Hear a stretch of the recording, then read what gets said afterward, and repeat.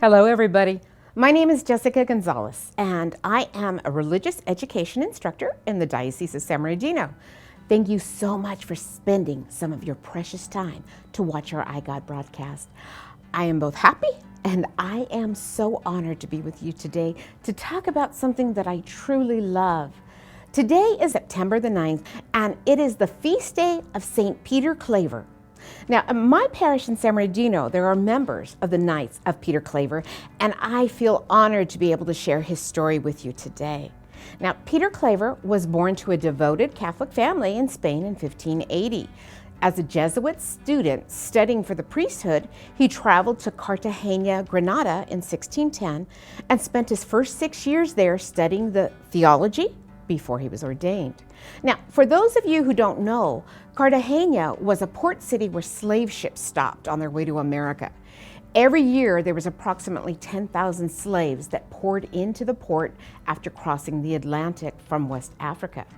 Now, it is said that the conditions were so terrible on these ships and so inhumane that approximately 1/3 of the passengers died in transit. Pope Pius IX labeled it supreme villainy, and even though both Pope Paul III and Pope Urban VIII condemned slave trading to the point of issuing papal decrees prohibiting slavery, it continued to thrive for over 200 years. Now, like his predecessor, Father Alonso, who had dedicated 40 years of his life serving the slaves, St. Peter devoted himself to continuing Father Alonso's work, declaring the slave of the Negroes forever. When a ship arrived, Peter first begged for fruits, biscuits, or sweets to bring to the slaves. He would then board the ship with translators to bring gifts, as well as his skills as a doctor and as a teacher. They said he would not leave the ship until every person received a measure of care. Peter gave short instructions on the Catholic faith and baptized as many as he could. Now, he said in this way, he could prevail on the slave owners to give humane treatment to fellow Christians. During the 40 years of his ministry, Claver instructed and baptized an estimated 300,000 slaves. You see, he did not see these people as slaves.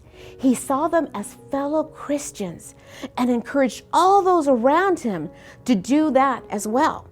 When slavers were not in port, he would visit plantations to give spiritual consolation to the slaves. Father Claver became a moral force known as the Apostle of Cartagena. He preached in the city square, ministered to the souls of the well-to-do members of society, traders and visitors to Cartagena, including the Muslims and English Protestants.